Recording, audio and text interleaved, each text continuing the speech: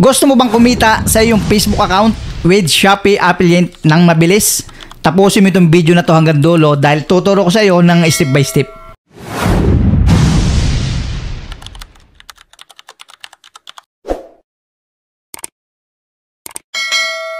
Hi guys, ako pala si Rix at welcome dito sa ating YouTube channel. Thank you so much nga pala guys sa patuloy na suporta ninyo dahil dumadami na tayo Sana patuloy pa rin ninyong suportahan itong ating Muntin channel dahil marami pa tayong i-share dito guys ng mga pagkakakitaan natin ng extra income kahit nasa bahay lang tayo, di ba? Lalo-lalo na yung mga nasa bahay lang na walang ginagawa, pwede nyong gawin to guys. Kasi nag-share tayo ng mga video about TikTok affiliate, Shopee affiliate, di ba? Facebook. Siguro sasama na rin natin next time yung YouTube kung paano ba kumita sa YouTube yan. Lahat ng pagkakitaan natin guys. Dito lang muna tayo sa medyo madali kasi pagka YouTube medyo matagal tayo kumita diyan kumpara sa Shopee affiliate, TikTok affiliate, di ba? Napakabilis kumita diyan. Kahit 1 buwan ka pa lang pwede ka nang kumita dito. Ang kagandahan, pagka-affiliate ka, wala tayong lalabas na puhunan dyan. Kaya sana suportahan pa ninyo guys tong ating Muntin channel para mas lumaki pa tayo. At mas marami pa tayong i-share dito sa channel to ng mga pagkakitaan natin kahit na wala tayong ilabas na puhunan. Kaya kung hindi pa kayo nakalike, i-like nyo na itong video na to. Dahil yung like nyo guys, isang like nyo lang, napakalaking tulong na yan dito sa ating YouTube channel para i-recommend tayo ni algorithm sa iba pang mga naghahanap din ng extra income. And siyempre, subscribe nyo na rin. I-hit nyo na yung notification bell dyan guys sa baba para updated kayo sa tuwing mag-upload ulit tayo ng mga gantong klaseng video. Sa video na to guys, pag-uusapan natin kung paano ba tayo kikita ng mabilis sa Facebook with Shopee. Alam nyo ba guys na si Shopee at Facebook is nag-collab na yan sila. Kaya pwede na tayong mag-affiliate sa Facebook with Shopee affiliate. Kailangan guys is Shopee affiliate na kayo bago kayo mag-post sa Facebook ng mga product or mga picture ng product or video, di ba? Kasi ang kailangan natin dito guys, pag affiliate tayo, magpo-post tayo dito ng video with product na pinopromote natin. Kaya kung hindi ka pa affiliate sa Shopee guys, ilalagay ko lang sa description box guys yung link para makapag-affiliate na kayo. Fill upan nyo lang yon, then pag na-approve na kayo, pwede nyo lang i-connect yung Shopee affiliate nyo sa Facebook. So kung affiliate na kayo, ganito lang gagawin natin guys para mas mabilis tayong kumita sa Facebook with Shopee affiliate tulad dito. Yan, kung mapapansin nyo guys yung picture, di ba? Meron na siyang link sa mismong video sa screen, di ba? Once na kinilik ng viewers natin yung guys, makikita agad nila yung product doon sa screen. Kaya pag nagustuhan nila yung ating product na pinopromote, hindi na sila mahirapan, hindi na sila pupunta sa comment section para i-click yung link kasi nandun na talaga yung link niya sa screen natin. I-click na lang nila yung screen tapos matadirect na sila sa ating Shopee affiliate. At once na bumili sila, magkakaroon tayo ng commission. So, yun. Ganun lang guys ganun lang gagawin natin para mabilis tayong makabinta, kumbaga maraming makakita ng ating product na pinopromote. So, yun. Huwag natin patagalin pa guys. Umahaba na yung video natin. Punta na tayo sa tutorial. Let's go! So, yun. Punta na tayo guys sa Facebook account natin. Okay, open na natin. Then, nasa Facebook profile ako. And magpo-post ako is sa Facebook, page. So kung may Facebook page kayo, pero depende sa inyo guys kung ano yung gagamitin niyo, profile nyo or page. So ilagin ko lang yung aking dito. Okay. So ngayon is punta tayo doon sa hanapin lang natin guys yung monetization natin. Dito sa professional dashboard, click natin yan. Then iangat lang natin. So mapapansin niyo guys dito yung di ba? Payouts, stars, affiliate partnership. Yan, lahat naman tayo may affiliate partnerships, Yan, ang gagawin natin guys, dito tayo mag-upload. Yan, ganito tatandaan niyo to guys para kung nakita niyo naman sa unang natin, di ba? Is magkakaroon tayo ng link do sa mismong picture or video.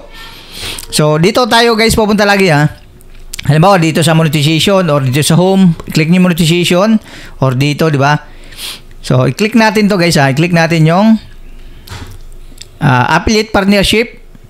Then nandito na tayo sa Shopee. Yan Shopee, nakita niyo guys, Shopee affiliates. Yan, sa mga hindi pa affiliate guys, na kayo, mag-register na kayo diyan sa baba ng natin. Sa description box meron tayong link diyan para mag-start na kayo ng Shopee affiliate Para ma-direct din kayo dito sa ano, kung baga i-connect na rin nyo yung Facebook ninyo. So punta tayo sa product. Yan, maraming product dyan guys. Pero isi-search ko dito yung aking, alam mo may video na kayo guys na nagawa. I-search nyo lang dito kung ano yung product na yun. Yung sa akin is Guwapo. Yun, lumabas. So guys, ito yun ha. I-click natin yung product guys ha. Click natin yung product. Okay. Ngayon, bago natin may nakalagay dito guys ha, create post. Hindi muna tayo mag-create post. I-click muna natin guys to, yung view on Shopee. Titingnan natin yung ratings nito kung mataas ba or mababa. Dapat 4.5 bataas yung ratings ng shop. And kung marami na bang sold ng product. So kung mapapansin natin, 10k solds. Good dyan, good. Then, napakataas ng ratings guys, 4.9. Basta mayroon kayong ratings dito, yung product na 4.5 pataas, goods na goods yan guys. So ngayon guys, babalik na tayo dun sa Facebook natin. So yun, ngayon guys, is kiklik na natin yung create post. Okay, ngayon pili lang kayo dito kung add new post or add new reels, 'di ba? So depende sa inyo yan guys. Pareho lang naman sila. Ang kiklik ko itong add reels. Okay, ngayon pili na tayo, punta na tayo sa gallery natin, kunin natin yung ating Pang magmukhang bagong labas sa kasa ang motor mo kahit sa kanto ka lang naglilinis? Dati, ilang beses akong nagpalit. Okay, so yon. Lalagyan na lang natin ito ng title guys. Title or caption. Yeah, lagyan lang natin ng title or caption, no? Meron lang kinapi, then ipipaste ko lang. Okay na to. Then lalagyan natin ng hashtag to guys. Then paste lang natin yung hashtag or pwede naman nyo ilagay lang dyan. Then ngayon guys, i-click natin tong ano, edit. Then hanap lang tayo dito kung ano yung gusto nyong gawing pinaka-thumbnail nya. Diba? So ngayon, meron naman akong ginawang thumbnail dito. Hanapin ko na lang yan. Pwede din kayong gumawa ng thumbnail guys. Okay, save na natin. So, ngayon guys, ipopost na natin to. Okay na to. Kung mapapansin nyo dito sa ano, earn money. Nandito na yung link ng product. So, ngayon, click na natin yung post.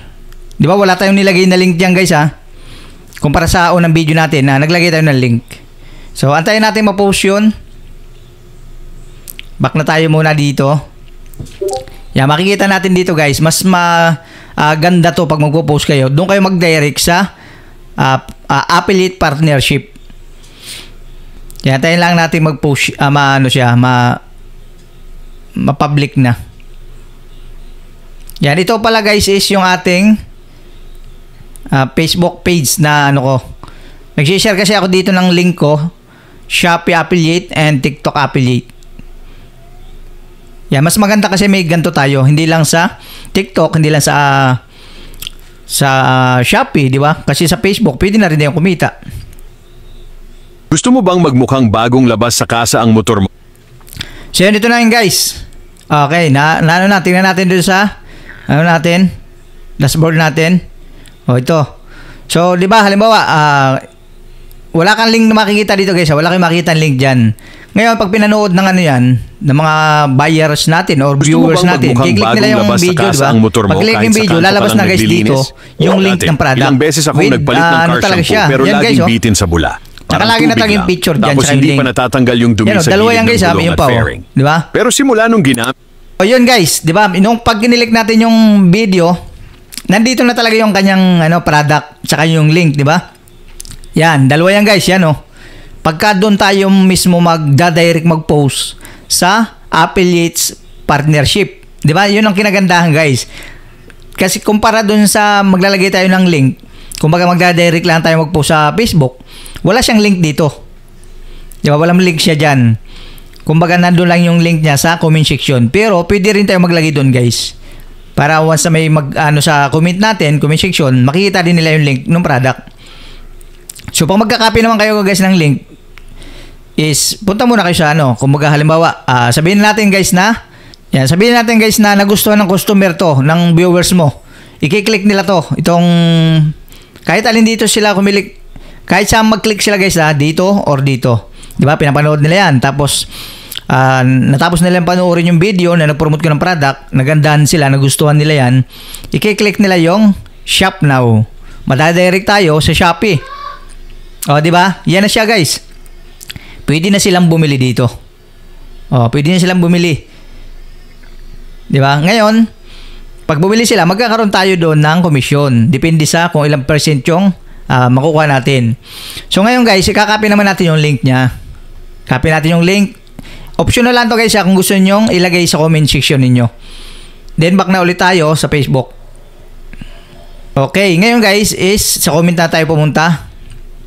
Mapapansin nyo guys, may nakadirect na rin siya sa comment section natin. Di ba? Mapapansin nyo, may link na rin siya dyan. So pwede pa natin dagdagan yan. Lagyan nyo lang ng ano siya.